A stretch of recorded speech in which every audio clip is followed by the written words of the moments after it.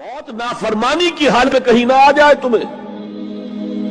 وہ کوئی ضمانت تمہارے پاس نہیں ہے کہ تم کسی گناہ کا ارتکاب کر بھی چکو گے, پھر تمہیں توبہ کا وقت بھی مل جائے گا, پھر موت آئے گی, اس سے پہلے موت نہیں آ سکتی. کیا معلوم عین اس گناہ کے ارتکاب کے دوران موت آ جائے.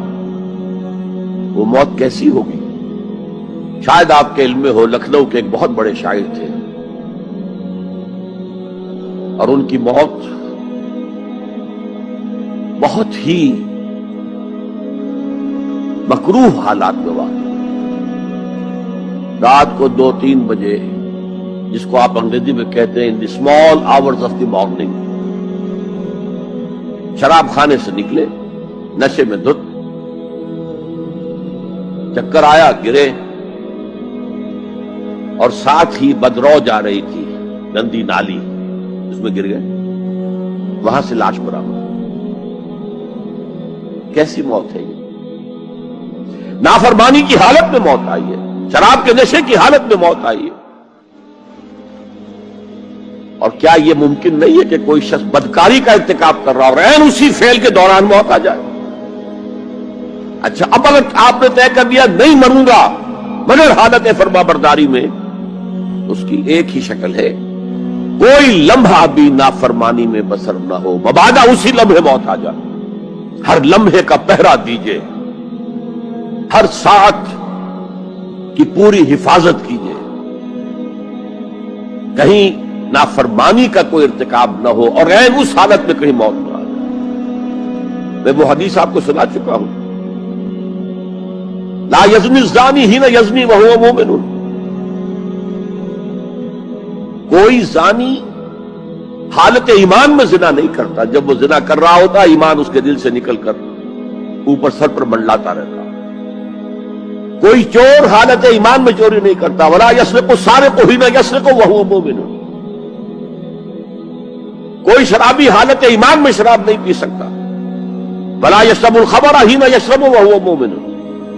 اگر ایمان بھی ہو دل میں اور یہ حرکات بھی ہو رہی ہو تو وہ ایمان 2 پیسے کا نہیں, 2 ٹکے کا نہیں. کیا اس ایمان کی قیمت ہے؟ کیا قدر و قیمت ہے اس کی؟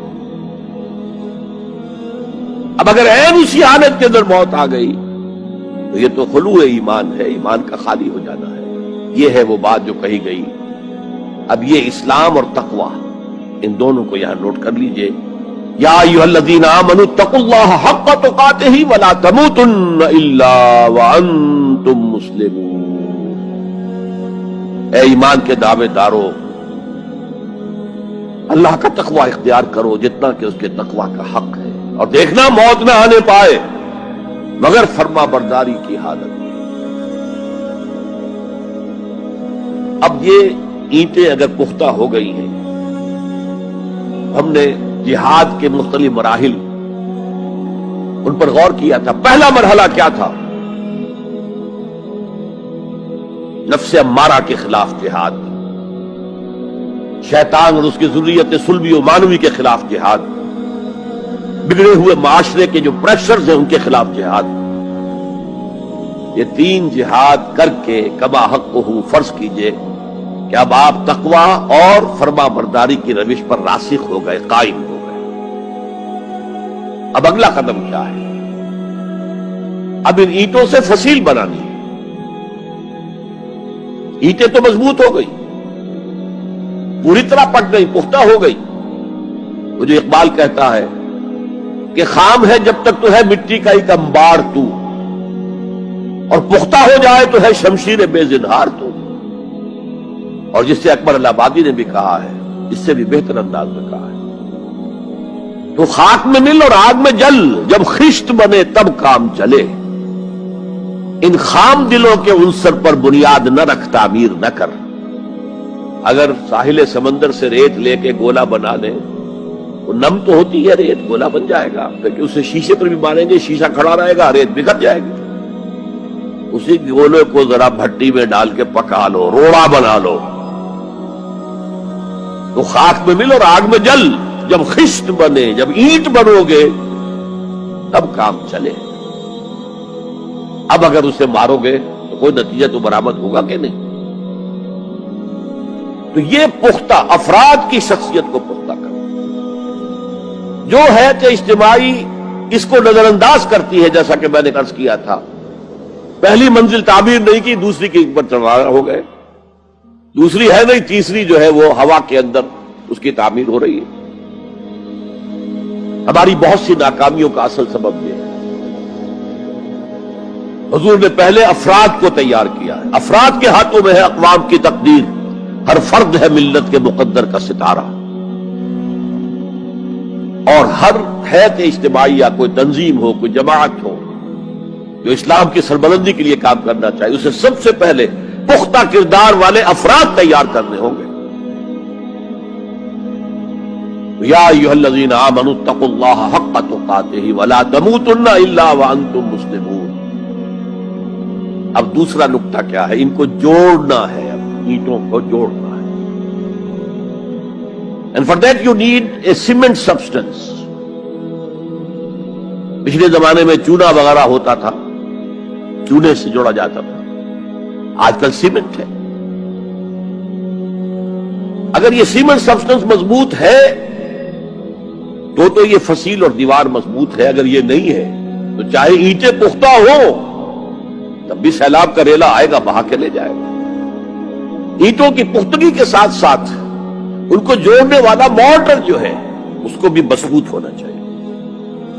اس لیے دوسرا نقطہ، یہ سہ نکاتی لائحہ عمل، 3 نکاتی لائحہ عمل۔ پہلا تقوی اختیار کرو اور اللہ تعالیٰ کی پوری فرما برداری اختیار کرو، کوئی لمحہ تمہارا نافرمانی میں نہ گزرے۔ اب واعتصموا بحبل اللہ جمیعا ولا تفرقوا، چمٹ جاؤ اللہ کی رسی کے ساتھ مل جل کر اور تفرقے میں نہ پڑو۔ اعتصام عصمت سے بنا، عصمت حفاظت کو کہتے ہیں۔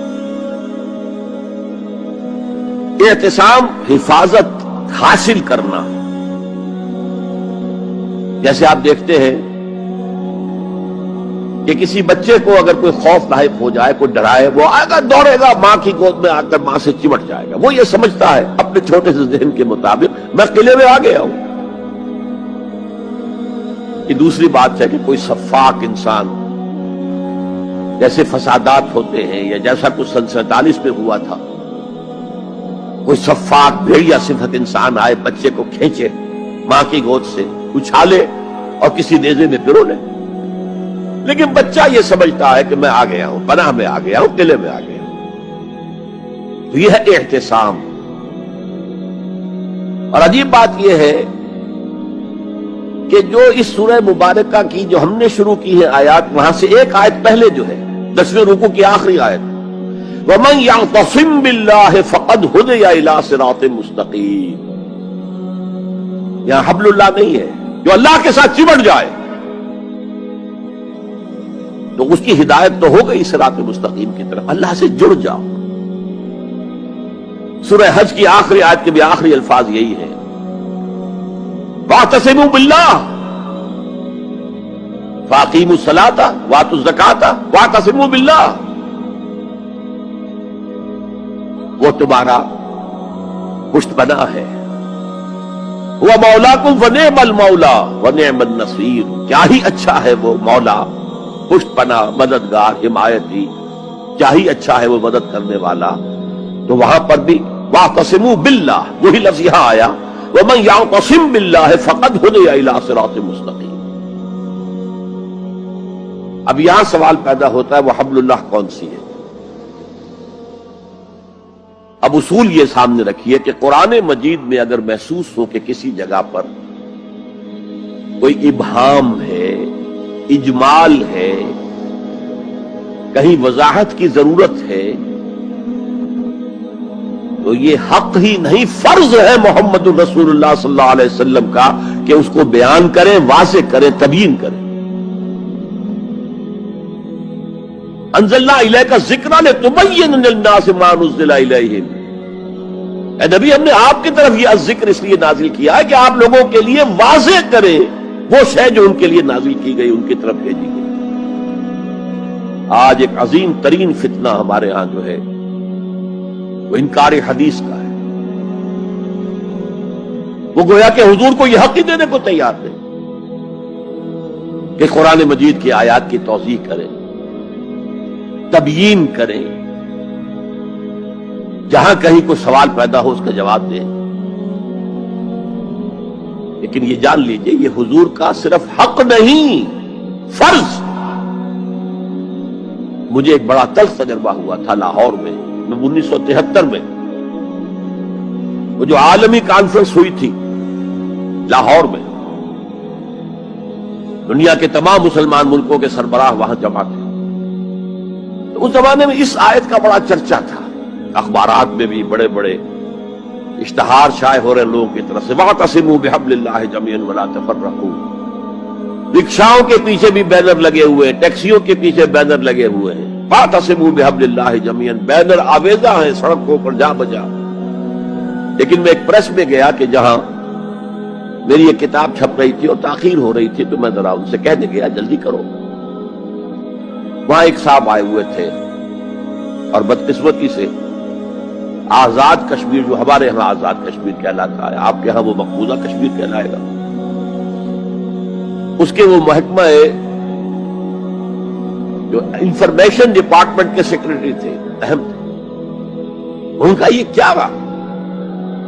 یہ لا یعنی کلام ہے، بے معنی کلام ہے. وَاعْتَصِمُوا بِحَبْلِ اللَّهِ جَمِيعًا، کہاں ہے وہ رسی؟ کس کو رسی؟ کون سی رسی کو پکڑو؟ بہت صدمہ ہوا، لیکن کیا کیا جائے؟ اصل میں کمیونسٹ ذہن کے تھے. اب اس لیے وہ اللہ کے رسول نے واضح کیا ہے کہ حبل اللہ کون سی.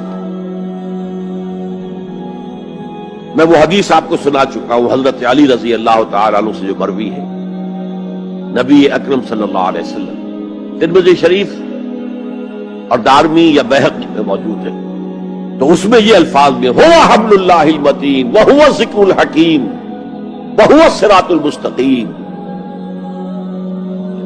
حضرت علی فرماتے یہ ہے کہ میں نے سنا حضور نے ارشاد فرمایا ان قریب ایک بہت بڑا فتنہ رونما ہوگا، انہا ستکون فتنۃ. میں نے سوال کیا مل مخرج منہا یا رسول اللہ، اے اللہ کے رسول فرمائیے اس سے نکلنے کا راستہ کون سا ہوگا، مخرج کون سا ہوگا، ایگزٹ کون سا ہوگا. یا آپ کے ہالز میں جہاں ایگزٹ لکھا ہوا ہوتا ہے سرخ سی بتیوں کے ساتھ، عرب ممالک میں مخرج لکھتے ہیں اس کو، نکلنے کی جگہ، بھاگنے کی جگہ. اگر کہیں دھواں بڑھ جائے، کہیں آگ لگ جائے تو بھاگو ان روشنیوں کی طرف، ان دروازوں کی طرف، وہ کھل جائیں گے. تو جب حضور نے فرمایا کہ انہا ستکون فتنۃ، تو حضرت علی کہتے میں نے پوچھا بل مخرج منہا یا رسول اللہ، فرمایا کتاب اللہ، فتنوں سے بچانے والی اور فتنوں سے نکالنے والی شے صرف کتاب اللہ. فیہ خبر ما قبلکم ونبأ ما بعدکم وحکم ما بینکم، اس میں تم سے پہلے جو اقوام تھی ان کی خبریں موجود ہیں، تمہارے بعد آنے والی جو چیزیں ہیں ان واقعات کا تذکرہ موجود ہے، اور تمہارے درمیان جو اختلافات بھی رونما ہو سکتے